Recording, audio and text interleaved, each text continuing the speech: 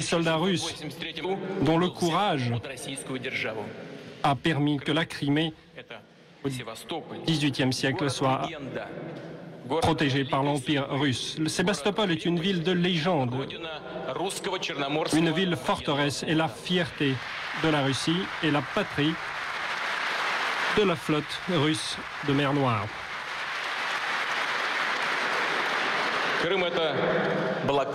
La Crimée, c'est Balaklava, c'est Kerch, c'est le courgan de Malakoff, des symboles précieux de la gloire militaire russe et d'un courage sans pair. La Crimée, c'est une alliance sans pareil, une alliance culturelle et traditionnelle de différents peuples. Et c'est en cela qui ressemble tellement à la Grande Russie. Et c'est pour cela qu'aucune ethnie ne s'est jamais diluée, n'a jamais disparu au sein de ce territoire. Les Tatars de Crimée, les Russes, les Ukrainiens ont toujours vécu et travaillé ensemble sur ce territoire tout en préservant leur langue, leur foi et leur identité. Près d'1,5 milliard de la population de Crimée sont russes. Beaucoup sont des Ukrainiens pour qui la langue russe est leur langue natale, qu'ils considèrent comme leur langue natale, et une grande partie de leur population est formée par des Tatars de Crimée. Le référendum a montré qu'ils souhaitaient se rattacher à la Russie. Il y a eu une période, en effet, pendant laquelle les Tatars de Crimée, ainsi que d'autres peuples de la Russie, ont subi des injustices cruelles. Je dirais juste une chose. À l'époque, beaucoup de personnes ont souffert des répressions, et avant tout des Russes. Aujourd'hui, les Tatars de Crimée sont revenus sur leurs terres, et je suis persuadé qu'il faut prendre toutes les mesures politiques, législatives qui s'imposent, qui définitivement réhabiliteront ce peuple, les Tatars de Crimée. Des décisions qui rétabliront leurs droits et leur réputation pleinement. Nous respectons pleinement toutes les nationalités qui vivent en Crimée. C'est leur maison, c'est leur patrie. Et je suis persuadé qu'en Crimée, et je sais que la population de Crimée s'est prononcée en faveur de cela, 3 langues officielles, le russe, l'ukrainien et la langue tartare. Chers collègues, la Crimée a toujours été et reste en toute âme et conscience de tous une partie de la Russie. Cette conviction s'est transmise de génération en génération. Le temps, les circonstances n'ont pas pu l'étioler. Les difficultés de notre peuple au cours du XXe siècle n'ont pas pu éteindre cette conviction. Les bolcheviks, que Dieu, les juges ont rattaché à l'Ukraine, ont donné à l'Ukraine des territoires à l'Ukraine, et aujourd'hui ce sont des territoires qui sont le sud-ouest de la Crimée. Et ensuite, dans les années 1900, a été donné à l'Ukraine et de Sébastopol, même si c'était une ville d'allégeance soviétique. C'est le secrétaire général du PCUS à l'époque qui avait été l'initiateur de ce don, Nikita Khrouchtchev. On ignore ses mobiles. Voulait-il se faire pardonner pour les répressions de masse en Ukraine dans les années 30? Voulait-il se mettre en bon terme avec l'élite ukrainienne? Laissons cette question aux historiens. Ce qui est important pour nous, c'est que cette décision violait les normes constitutionnelles en vigueur à l'époque. Cette question a été résolue dans les couloirs, entre soi. Évidemment, dans les conditions d'un État totalitaire, les habitants de la Crimée et de Sébastopol, on ne leur a rien demandé, on les a mis devant le fait accompli. Bien sûr, à l'époque, on se posait la question, comment se fait-il que la Crimée soit rattachée à l'Ukraine? Mais il faut le dire ouvertement, nous le comprenons tous, cette décision à l'époque était considérée comme une pure formalité, puisque ce transfert de territoire s'effectue à l'intérieur d'un grand pays. Il était inconcevable à l'époque que l'Ukraine puisse se dissocier de la Russie, que cela puisse être des États différents. Mais C'est un fait qui s'est accompli. Ce qui était inconcevable est devenu réalité. L'URSS s'est démantelé et les événements ont été si rapides que peu de personnes à l'époque comprenaient le drame et les conséquences de ce drame. Beaucoup de personnes en Russie, en Ukraine et dans d'autres républiques espéraient que la CUI apparue à l'époque deviendrait une nouvelle forme d'État, de cohabitation, puisqu'on avait promis un espace économique commun, une monnaie commune, une armée commune. Mais tout cela sont restés des vœux pieux. Un grand pays a disparu. Et lorsque la Crimée s'est retrouvée dans un autre État, c'est alors que la Russie a senti qu'elle avait été non seulement dépossédée, elle avait été tout simplement volée. Il faut reconnaître, certes, que la Russie, en lançant ce défilement d'indépendance, de souveraineté, a contribué au démantèlement de la Russie, de l'Union soviétique. On avait oublié à l'époque la flotte de la mer Noire, on avait oublié Sébastopol. Des millions de Russes sont allés se coucher dans un pays et se sont réveillés le lendemain matin dans un autre pays. D'un seul coup, ils sont devenus des minorités ethniques dans des anciennes républiques soviétiques. Et le peuple russe, lui, est devenu l'un des plus grands, sinon le plus grand peuple du monde à être dispersé de cette manière. J'ai entendu les habitants de Crimée dire à l'époque qu'on les avait simplement balancés comme un sac de pommes de terre à quelqu'un. Force est d'être d'accord avec eux. La Russie avait à l'époque baissé la tête, elle s'était résignée. Elle s'est résignée face à cet affront. Notre pays était dans un état si déplorable qu'il n'était pas en mesure de protéger ses propres intérêts, mais les habitants ne se sont pas résignés, eux, à cette injustice historique. Les citoyens, des hommes politiques revenaient toujours à cette question pour dire que la Crimée était une terre historiquement russe et la Sébastopol une ville russe. Tout ça, nous le comprenions bien, nous le ressentions de cœur et d'âme, mais il fallait se fier aux nouvelles réalités et construire des relations en bon voisinage avec une Ukraine désormais indépendante. Et nos relations ont toujours été, le sont et elles seront toujours. Ces relations avec le peuple ukrainien seront des relations de frère à frère.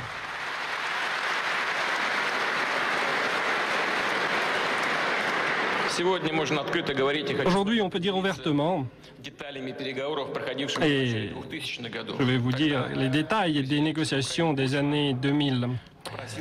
À l'époque, le président ukrainien Kouchma m'avait demandé d'accélérer le processus de détermination des frontières russo-ukrainiennes. Ce processus avait été figé à l'époque. La Russie avait reconnu la Crimée en tant que partie de l'Ukraine, mais les négociations concernant la définition exacte des frontières n'avaient pas lieu. Comprenant toute la difficulté de ce processus, j'avais donné aussitôt l'ordre aux organes russes compétents d'activer ce travail de définition des frontières pour que chacun comprenne. En accédant à cette définition, nous reconnaissions de fait et en principe la Crimée comme territoire ukrainien. Nous coopérions avec l'Ukraine non seulement dans la question de la Crimée, mais aussi dans une question aussi compliquée que la détermination des eaux territoriales de la mer d'Azov et du détroit de Kerch. Tout cela, nous l'avions fait à l'époque. Nous partions du principe que les relations avec l'Ukraine étaient essentielles pour nous et qu'elles ne devaient pas devenir l'otage de débats territoriaux.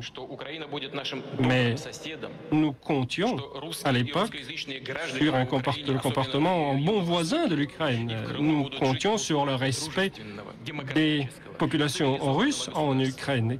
Nous pensions que ces populations vivraient dans un état paisible et nous pensions que leurs droits seraient respectés conformément aux normes du droit international. Mais la situation a pris un autre tournant. On a cherché à plusieurs reprises à priver les Russes de leur mémoire historique et parfois de leur langue, de les assimiler de force. Et les Russes, tout autant que d'autres citoyens ukrainiens, souffraient d'une crise d'État permanente qui dure en Ukraine depuis plus de 20 ans. On comprend le désir de changement de la population ukrainienne. Ils en avaient marre de ce pouvoir. Ils n'en pouvaient plus.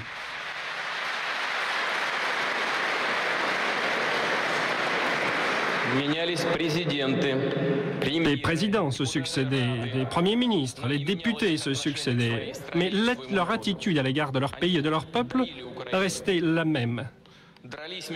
Ils saignaient le pays à blanc, ils recherchaient le pouvoir et la richesse en s'intéressant fort peu à la vie des gens simples.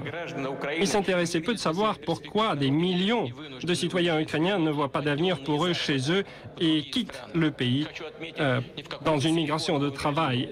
Je vous signale qu'ils ne partaient pas dans une Silicon Valley, ils allaient trouver des travaux les plus basiques. En Russie, ils étaient plusieurs millions et leur gain représentait plus de 20 milliards de dollars. C'est un énorme pourcentage du PIB ukrainien. Je vous le répète, je comprends très bien ceux qui sont allés au Maïdan protester contre la corruption, un gouvernement inefficace, la pauvreté, et se prononcer en faveur de la démocratie, d'élections légitimes. Les élections servent à cela, à changer un pouvoir qui n'est pas conforme aux vœux de la population. Mais ceux qui sont derrière les événements récents en Ukraine poursuivaient d'autres objectifs. Ce qu'ils préparaient, c'était un coup d'État, un nouveau coup d'État. Ils s'apprêtaient à s'approprier le pouvoir sans reculer devant rien. La terreur, des assassinats, des pogroms ont servi à cette fin. Ce coup d'État a été fait essentiellement par les mains de fascistes, de xénophobes, de russophobes et d'antisémites. Et ils continuent aujourd'hui à déterminer le cours de la Nouvelle-Ukraine. Ces soi-disant pouvoirs ont commencé par soumettre une loi de politique linguistique qui violait les droits des minorités nationales. Cependant, les sponsors étrangers de ces politiques, ces politiciens d'aujourd'hui, les surveillants de ces politiciens, on les ont immédiatement rappelés à l'ordre. Eux, ce sont des gens indéniablement intelligents. Et ils comprennent très bien quelles seront les conséquences d'une tentative de créer une nation ukrainienne ethniquement pure. La loi a été ajournée, mais manifestement de façon temporaire.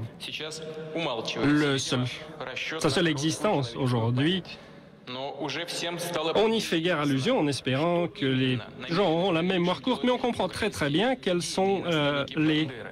actions envisagent ces héritiers fascistes de Bandera qui avaient suivi Hitler lors de la Seconde Guerre mondiale. Il est aussi évident que l'Ukraine, pour le moment, reste privée d'un pouvoir exécutif efficace. On n'a pas d'interlocuteur. Une grande partie des organes du pouvoir ont été usurpés, pris par des imposteurs. Ces organes ne contrôlent pas la situation dans le pays et eux-mêmes, je le souligne, sont sous le contrôle de forces radicales. Certains ministres de ce gouvernement actuel n'accordent d'audience qu'à la permission des combattants du Maïdan. Ce n'est pas une plaisanterie, c'est la réalité aujourd'hui. Ceux qui étaient contre le putsch ont été victimes de menaces et de répression. Et bien sûr, la Crimée était la première en ligne. Cette Crimée russophone. Et c'est pourquoi les habitants de la Crimée en ont appelé à la Russie pour protéger leurs droits et même leur vie. Ne pas permettre ce qui s'est passé à Kiev, à Donetsk, en Kharkov et ce qui continue de se passer dans plusieurs villes d'Ukraine. Nous ne pouvions pas rester sourds à cet appel, nous ne pouvions pas abandonner la Crimée dans la détresse. Nous les aurions trahis si nous avions fait cela.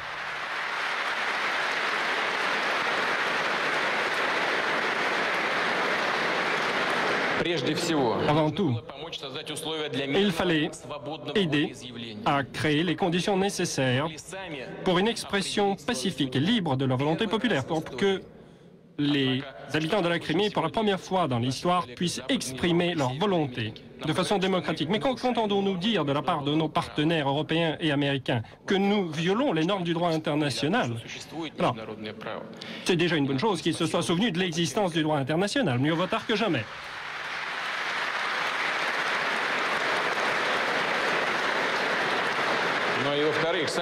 Deuxièmement, et c'est la chose essentielle, qu'avons-nous donc enfreint, prétendument? Oui, le président de la Fédération de Russie a reçu le droit accordé par la Chambre haute du Parlement d'utiliser les forces armées russes en Ukraine. Mais il n'a pas encore usé de ce droit. Les forces armées russes ne sont pas entrées en Crimée. Elles s'y trouvaient déjà conformément à un accord international. Oui, nous avons renforcé notre présence militaire, mais je tiens à le souligner une fois de plus. Nous n'avons même pas dépassé le nombre réglementaire de nos forces armées, qui correspondent à 25 000 personnes. Ça n'était même pas nécessaire. Ensuite, en annonçant son indépendance et en organisant un référendum, le Conseil suprême de la Crimée a fait référence à la Charte des Nations Unies, qui détermine le droit des peuples à l'autodétermination. L'Ukraine elle-même, je tiens à le rappeler, en annonçant sa séparation de l'URSS, a fait exactement, presque textuellement, la même chose.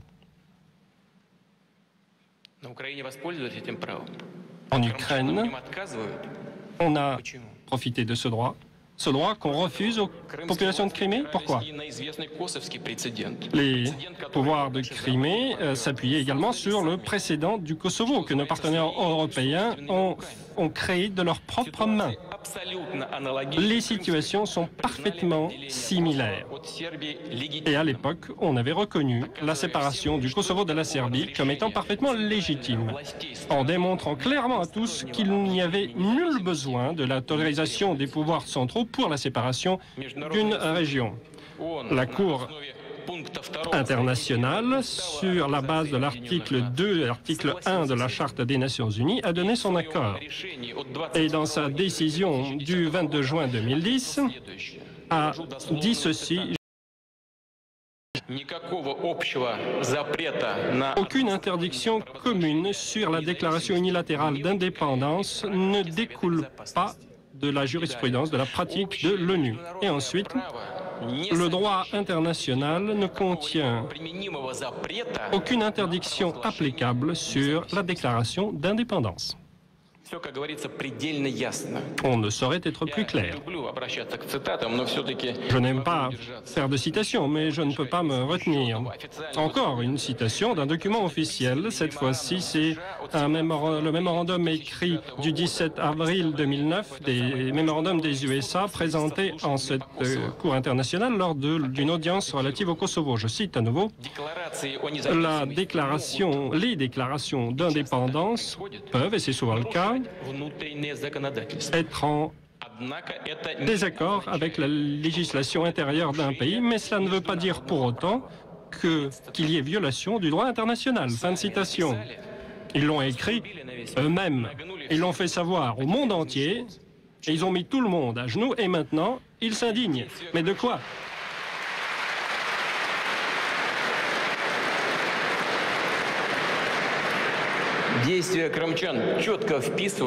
Les activités, les décisions de la Crimée sont parfaitement conformes à cette instruction qui a été donnée. Ce que les Albanais au Kosovo peuvent faire, sauf le respect des Albanais, est interdit aux Criméens et aux Tartares de Crimée. Mais pourquoi? Toujours, les USA et l'Europe nous disent que le Kosovo est un cas à part. Mais en quoi est donc cette exception? Ils disent que lors du conflit au Kosovo, il y a eu beaucoup de victimes humaines. S'agit-il d'un argument juridique relatif au droit international? Il n'y a aucune mention de ce fait dans les décisions de la Cour pénale internationale.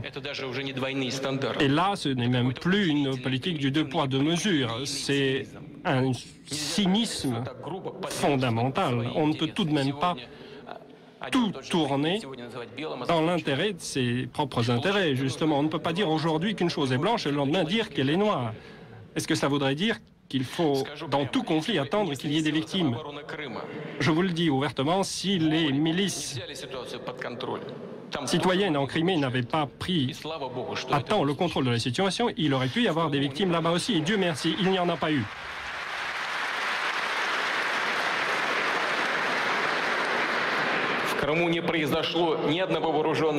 Il n'y a pas eu en Crimée un seul conflit armé, une seule interaction armée. Il n'y a pas eu de victimes. Pourquoi cela, à votre avis? La réponse est simple. Parce que c'est difficile de faire la guerre au peuple et à sa volonté. C'est difficile, c'est même impossible. Et dans ce contexte, je tiens à remercier les militaires ukrainiens, qui sont nombreux, c'est 22 000 personnes en armes. Je tiens à remercier ces militaires ukrainiens qui ne se sont pas souillés de sang et qui n'ont pas voulu se laisser entraîner dans un conflit sanglant. Bien sûr, il y a d'autres idées. Dans ce contexte, on parle d'une intervention russe en Ukraine, on parle d'agression. C'est assez étrange. Je ne me souviens pas d'une seule intervention dans l'histoire qui se soit déroulée sans victime et sans un seul coup de feu qui ait été tiré. Drôle d'intervention. Chers collègues, la situation en Ukraine reflète comme une goutte d'eau ce qui s'est déroulé, la situation dans le monde au cours de la décennie passée. Après la disparition du monde bipolaire, c'est la stabilité qui a disparu. Les institutions de maintien de la paix se dégradent. Nos partenaires, avec les États-Unis en tête, se réfèrent dans leur politique étrangère non pas au droit international, mais au droit du plus fort. Ils ont foi en leur exception. Ils croient qu'ils sont uniques et qu'ils ont le droit de déterminer le destin du monde et qu'ils sont les seuls à avoir toujours raison. Ils n'en font qu'à leur guise. Ils utilisent la force, ici et là, contre des États souverains. Ils bâtissent des coalitions selon le principe qui n'est pas avec nous et contre nous. Pour une prétendue légitimité, ils extorquent des résolutions aux organisations internationales et quand ils ne peuvent pas le faire, ils ignorent tout simplement le Conseil de sécurité et l'ONU dans son ensemble. C'est ce qui s'est passé en Yougoslavie en 1999. Vous vous en souvenez bien. C'était difficile à croire. On avait du mal à croire ses yeux. Mais à la fin du XXe siècle, l'un des pays européens avait été bombardé pendant des semaines. Belgrade avait été bombardé et ensuite une véritable intervention a eu lieu. Est-ce qu'il y a eu une résolution du Conseil de sécurité de l'ONU autorisant de tels agissements? Non. Ensuite, on a eu l'Afghanistan. Il y a eu l'Irak.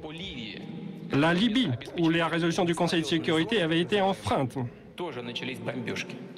En dépit d'une zone de non-survol, des bombardements ont commencé en Libye. Il y a eu tout un nombre de révolutions de couleur dirigées. Il n'est guère surprenant que les personnes qui vivaient dans ces pays en ont eu assez de la tyrannie et de l'absence de perspective. Mais ce sont des sentiments qui ont été dévoyés, manipulés. On a imposé des normes à ces pays qui ne correspondaient pas à leur mode de vie, à leur tradition, à leur culture. Et le résultat que nous voyons à la place d'une démocratie, de la liberté, c'est la violence et le chaos. À la place du printemps arabe s'est installé l'hiver arabe. Et c'est le même scénario qui a eu lieu en Ukraine en 2004 afin d'installer son candidat à la poste de président. On a inventé un troisième tour d'élection qui n'était pas prévu par la loi. La Constitution était littéralement bafouée.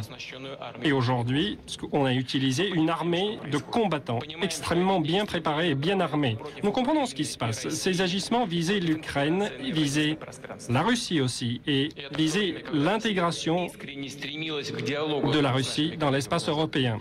Cela arrive à un moment où la Russie est prête, plus que prête, à coopérer avec ses partenaires occidentaux. Nous sommes en faveur d'un renforcement de la confiance, nous sommes en faveur de relations d'égal à égal, ouvertes et honnêtes.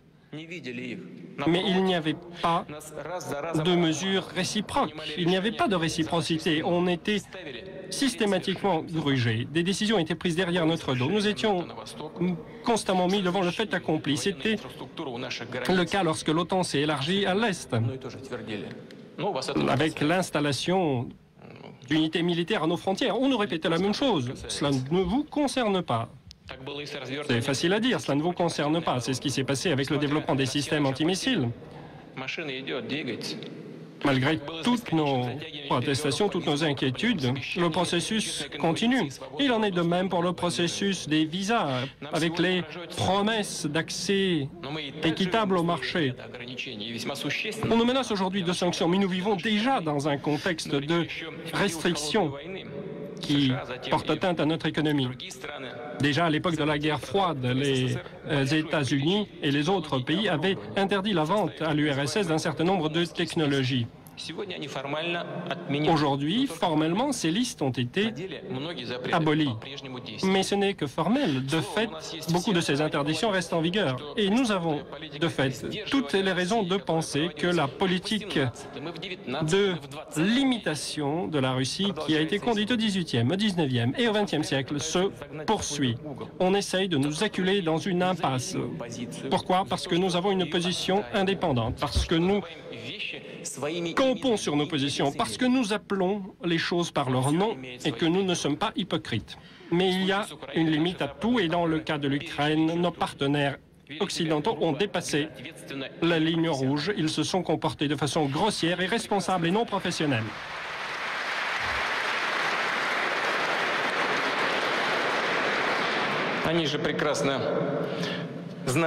Ils savaient pertinemment qu'en Ukraine et qu'en Crimée, il y a des millions de Russes. À quel point faut-il être dénué d'intuition politique pour, à ce point, ignorer les conséquences possibles de ces agissements? La Russie s'est trouvée à un point où elle ne pouvait plus reculer. Si on serre à outrance un ressort, il finit toujours par se défaire. Et il faut le garder à l'esprit. Il faut cesser l'hystérie.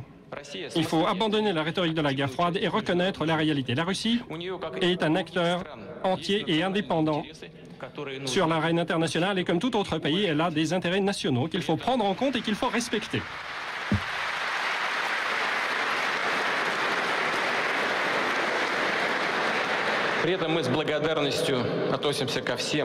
Nous avons de la gratitude en même temps à l'égard de tous ceux qui ont fait preuve de compréhension. Dans le cadre de nos agissements en Crimée, notre réaction à la Crimée, nous sommes reconnaissants au peuple chinois.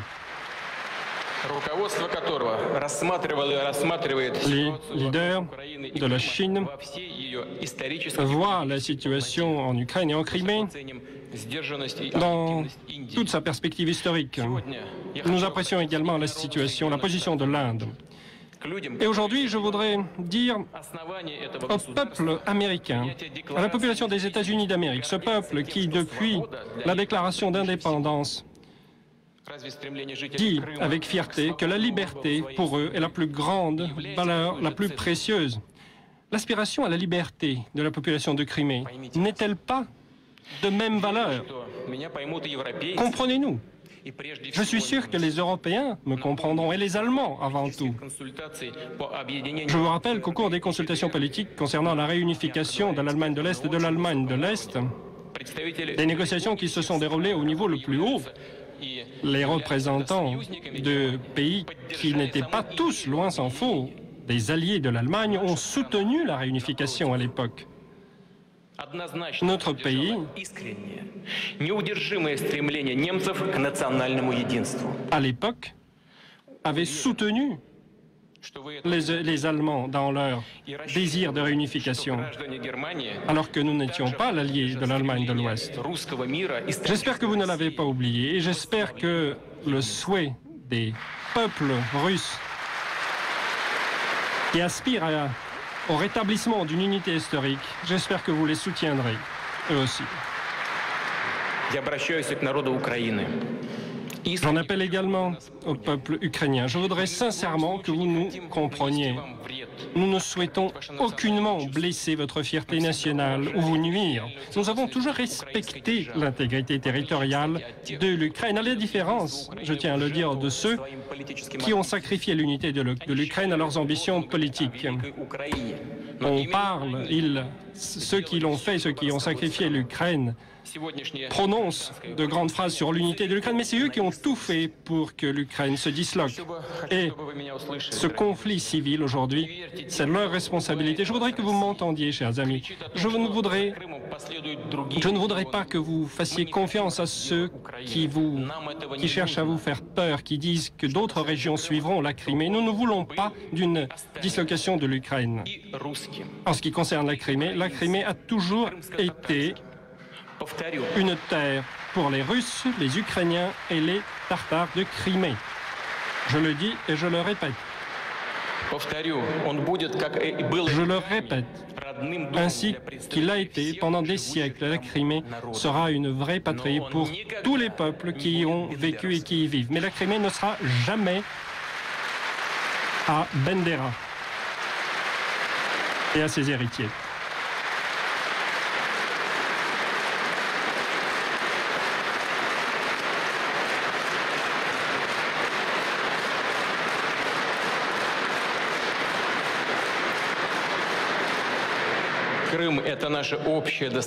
La Crimée, c'est notre patrimoine commun et un facteur de stabilité essentiel dans la région. Ce territoire stratégique doit avoir une souveraineté ferme, établie et respectée. Et aujourd'hui, de fait, la seule souveraineté possible, c'est la souveraineté russe.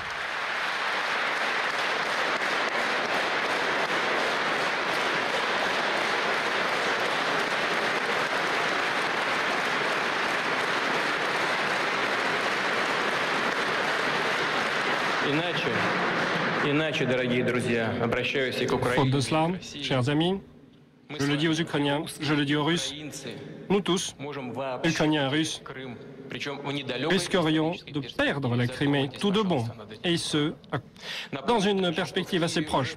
Réfléchissez à ce que je viens de dire. J'attire votre attention qu'on a parlé d'une adhésion de l'Ukraine à l'OTAN à court terme. Qu'est-ce que cela voudrait pour Sébastopol et pour la Crimée? Quand Sébastopol, ville russe de toujours, il y aurait la flotte de l'OTAN.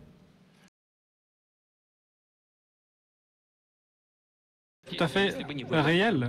C'est quelque chose qui aurait pu avoir lieu si le référendum en Crimée n'avait pas été ce qu'il a été. Et je remercie les habitants de Crimée pour cela.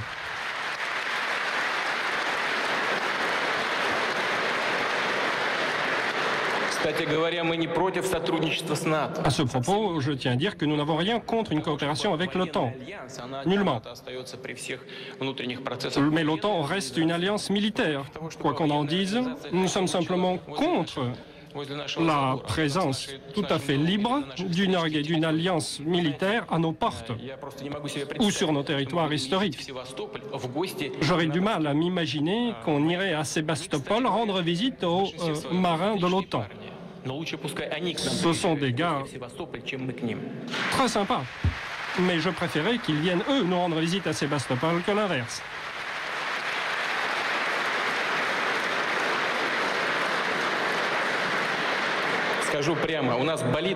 Je vous le dis ouvertement, ce qui se passe en Ukraine nous fait mal au cœur.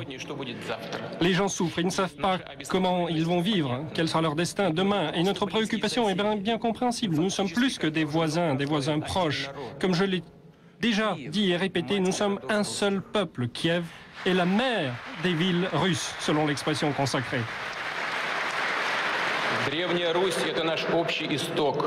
Nous avons tous nos racines dans l'ancienne Russie historique. Et en aucun cas, nous ne saurions nous passer les uns des autres. Et je dirais encore une chose, il y a toujours eu des millions de Russes, de russophones, de citoyens russes en Ukraine. Ils continueront à vivre en Ukraine et la Russie continuera à préserver leur intérêt par des mesures politiques, diplomatiques. Mais avant tout, c'est l'Ukraine elle-même qui doit être intéressée à garantir les intérêts de ses populations. C'est le gage de la stabilité de l'État ukrainien et de son intégrité territoriale. Nous voulons être amis avec l'Ukraine, nous voulons qu'elle soit un État fort, souverain, autosuffisant. Pour nous, l'Ukraine est l'un des partenaires principaux de la Russie. Nous avons nombre de projets communs, des projets qui seront un succès, j'en suis sûr. Je voudrais la paix et la concorde sur le territoire ukrainien et je suis tout à fait prêt à soutenir le peuple ukrainien dans ses aspirations. Mais je le répète, seuls les Ukrainiens eux-mêmes pourront remettre de l'ordre chez eux, dans leur maison. Chers habitants de la Crimée, chers habitants de Sébastopol, la Russie entière a admiré votre courage, votre dignité. C'est vous qui avez décidé du destin de la Crimée.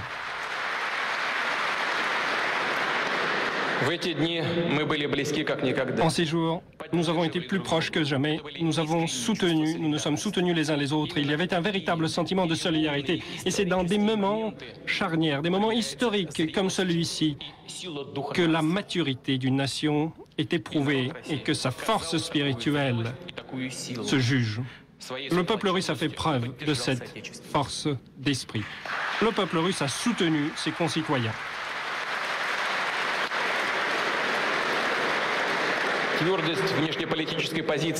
La fermeté de la Russie dans sa position étrangère reposait sur la volonté de millions de personnes, sur une union de la population, sur le soutien des forces civiques et politiques.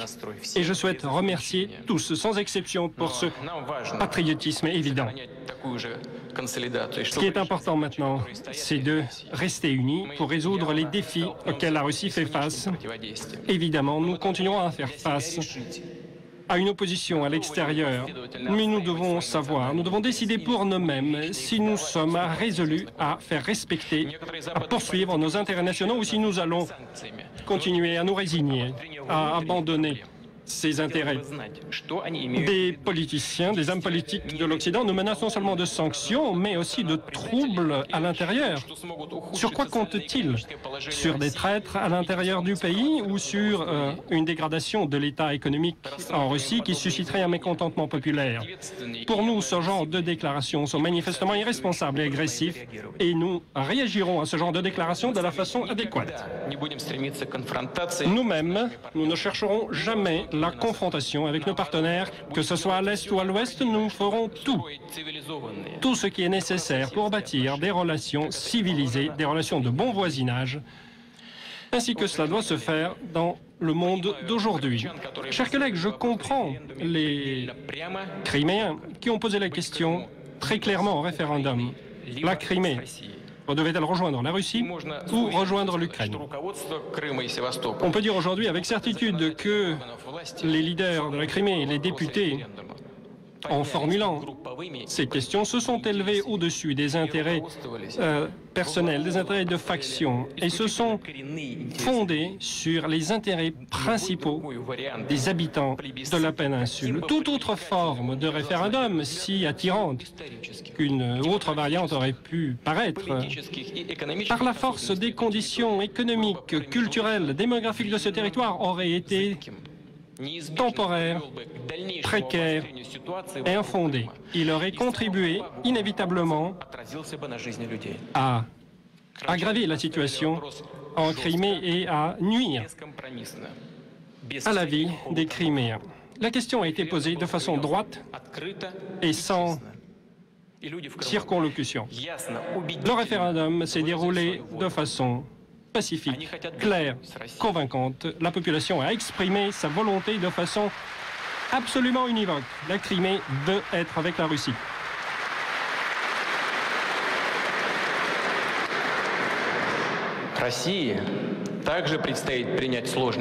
La Russie, elle, s'apprête aussi à prendre une décision qui n'est pas facile au vu des différents facteurs externes et interne. Quelle est aujourd'hui l'opinion de la population russe? Comme dans toute société démocratique, il y a différentes opinions Mais la majorité absolue, je le souligne, la majorité absolue a une opinion univoque. Les sondages qui ont été organisés en Russie récemment montrent que près de 95% de la population russe est convaincue que la Russie doit protéger les intérêts des Russes et des autres ethnies qui vivent en Crimée. 95%.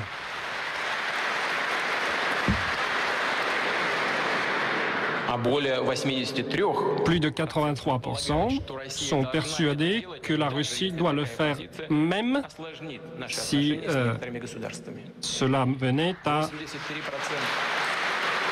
nuire à nos relations avec d'autres États.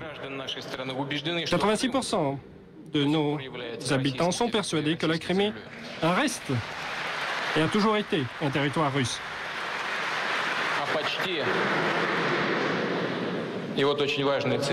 Et un chiffre très important, tout à fait pertinent dans le contexte de la Crimée, près de 92% se prononcent en faveur du rattachement de la Crimée à la Russie.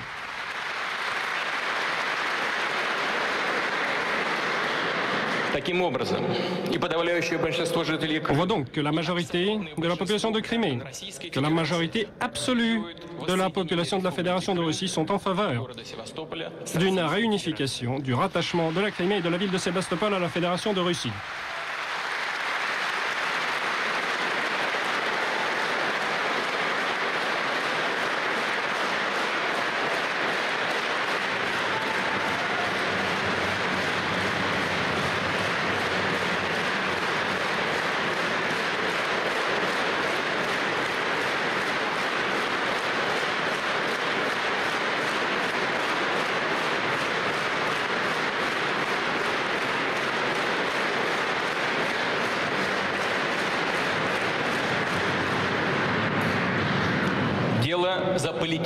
Il s'agit désormais de prendre une décision politique pour la Russie.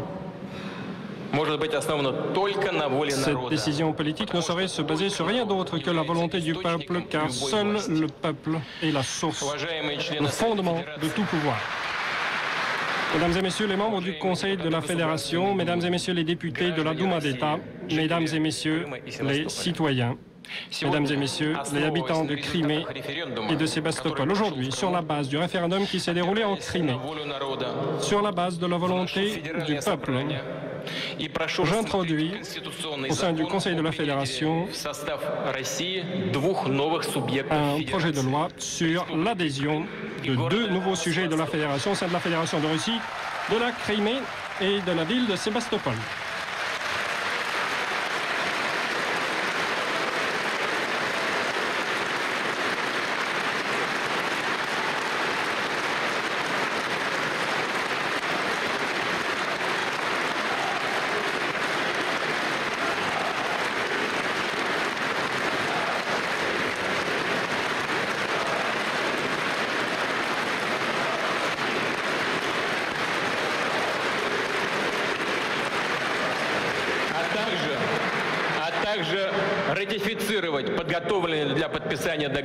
Et je demande de ratifier l'accord déjà préparé pour l'entrée de la Crimée au sein de la Fédération de Russie. Je ne doute pas de votre soutien, mesdames et messieurs.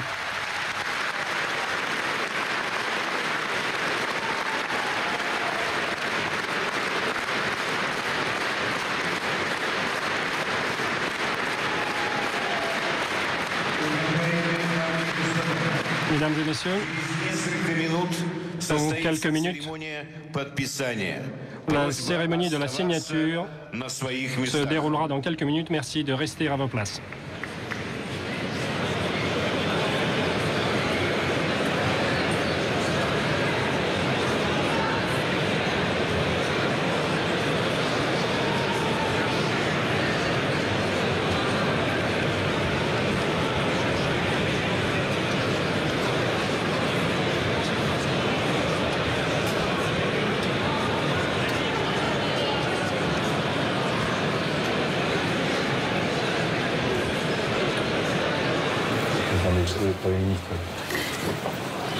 Si vous nous rejoignez, il est 12h50. Au lendemain des sanctions européennes, très long discours de Vladimir